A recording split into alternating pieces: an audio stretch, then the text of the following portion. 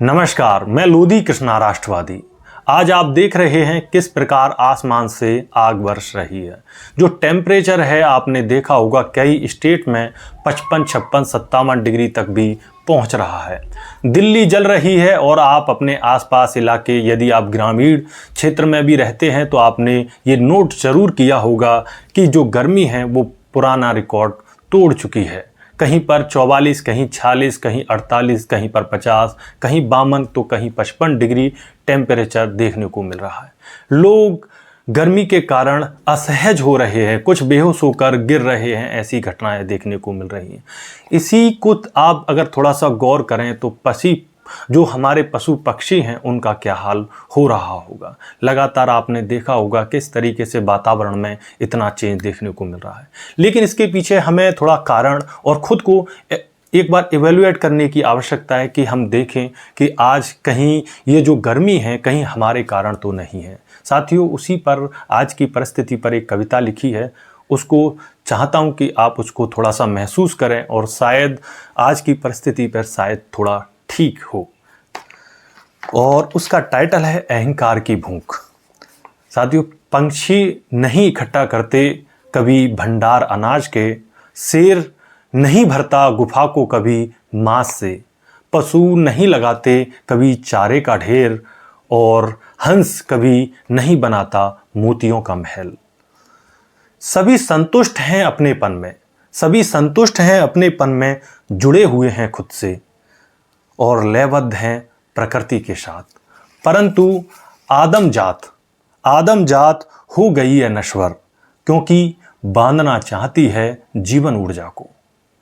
वह चाहती है सब कुछ इकट्ठा करना, वह चाहती है छीनना सभी का हक। इसलिए मैं कर रहा हूं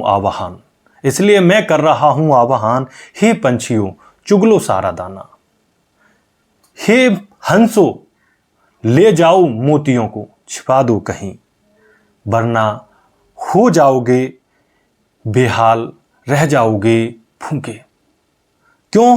क्योंकि आदम बढ़ रहा है तुम्हारी ओर।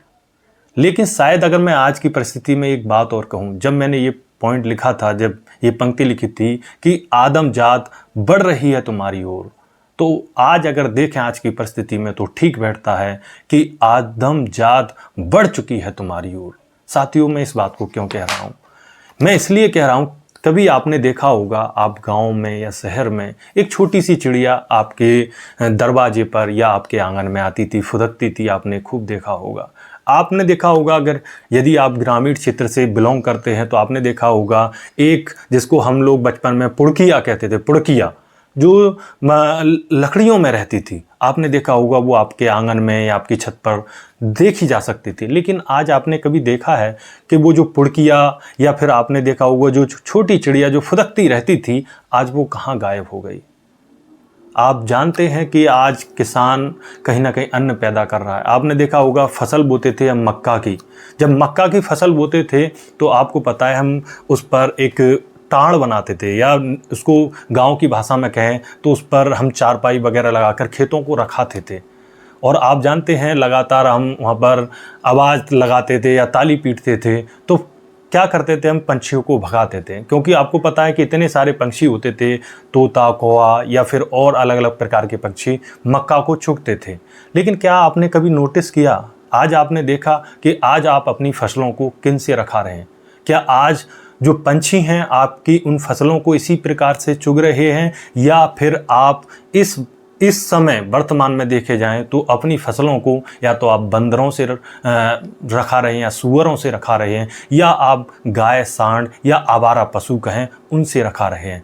क्या आपने नोटिस किया कि आज आप जो फसल है वो पंछियों से नहीं रखा रहे हैं?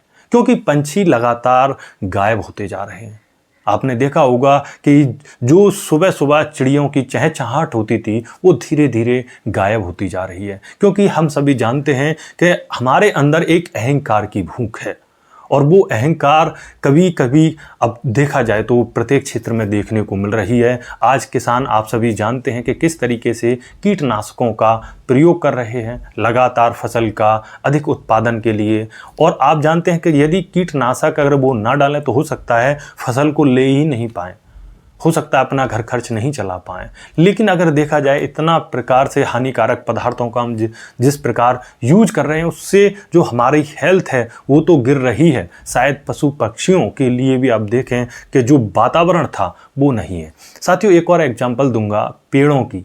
पेड़ों में आपने देखा होगा कि एक समय था कि आपको जो शीशम थी, आप सभी जानते हैं, हम लोगों ने इंजीनियरिंग किया है, हम सभी जानते हैं कि टीक और शीशम एक ऐसा वृक्ष हुआ करता था जिसकी लकड़ी सबसे मजबूत मानी जाती है। और अगर हम फर्नीचर की बात करें तो हम पसंद करते हैं कि शीशम की लकड़ी यदि हमें अपने फर्नीचर में मिल जाए तो सबसे उत्तम है, और आप जानते हैं उसके रेट भी काफ़ी रहते हैं। लेकिन आपने देखा होगा कि कुछ समय से शीशम के लिए अनुकूल वातावरण नहीं रह गया है। आपने देखा होगा कि किस प्रकार अगर कहीं पर भी शीशम है तो वो सूख जाती है। और वो ऐसा मैं खुद गांव के क्षेत्र, ग्रामीण क्षेत्र से बिलोंग करता हूं। मैं देखता हूं आसपास जब मैं घूमता हूं तो देखता हूं कि जो शीशम थी वो धीरे धीरे कैसे सूख जाती है। क्यों सूख रही है? अगर आप थोड़ा सा नोटिस करेंगे तो आपको आप शीशम दिखाई नहीं देंगी। और आप देखेंगे कि अगर मैं अपने गांव की भी बात करूं तो एक समय हमारा ही गांव तो पूरा का पूरा कवर्ड था पेड़ पौधों से, और अगर 2 खेत आगे चले जाएं तो वो दिखाई नहीं देता था, इतने पेड़ थे। लेकिन वो लगातार धीरे धीरे कट रहे हैं। वो मेरे गांव में नहीं, आज आप आसपास सभी गांव में जाकर के देखें तो जिस प्रकार से पेड़ कट रहे हैं, जिस प्रकार से पेड़ों को हानि पहुंचाई जा रही है, जिस प्रकार अच्छी सड़कों के लिए लगातार पेड़ों को काटा जा रहा, यही एक कारण है जिसके कारण गर्मी जो टेम्परेचर है इतना अधिक हो रहा है। तो कहीं ना कहीं हमें ये सोचना होगा अपने वातावरण के बारे में। आप सभी जानते हैं ग्लोबल वार्मिंग कितना बढ़ गया है।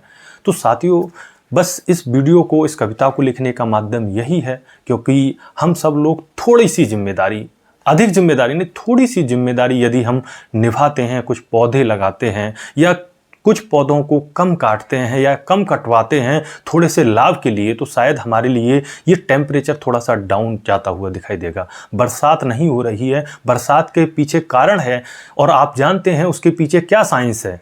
बरसात हमेशा पेड़ों के कारण होती है।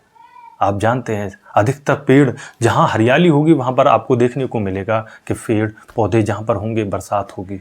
और आपको पता है कि आज लगातार जो नई उम्र में भी लोग जा रहे हैं, पहले वृद्ध होकर के लोग जाते थे, अब नई नई उम्र में जा रहे हैं और नई नई बीमारियां पैदा हो रही हैं। वो किसके कारण? क्योंकि हम सब लोग, आप जानते हैं कि मिलावट इतनी हो चुकी है। कहीं आप जानते हैं कि मसालों में, आपने कुछ दिन पहले देखा कि मसालों में कैसे लेड कांच मिलाया जा रहा है। और आपने देखा होगा किस तरीके से जीरा और अन्य चीज़ों में भी किस प्रकार पत्थर को पीस करके बेचा जा रहा है।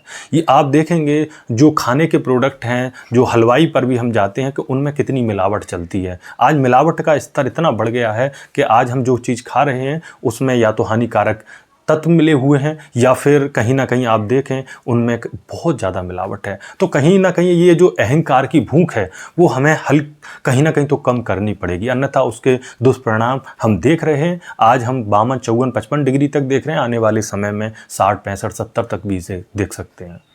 लेकिन हमको थोड़ा समझना होगा। इसी वीडियो में शायद ये वीडियो आपको अच्छा लगे तो कोशिश करें कि हम आसपास के वातावरण को एक बार देखें और उसमें कुछ बदलाव लाने की कोशिश करें अपने आप में। शुक्रिया। मैं कृष्णा राष्ट्रवादी आपके साथ जुड़ा रहूँगा। यदि वीडियो अच्छा लगे तो कमेंट करें, शेयर करें और यूट्यूब चैनल को सब्सक्राइब करें। जय हिंद। बहुत बहुत धन्यवाद। बहुत बहुत आभार।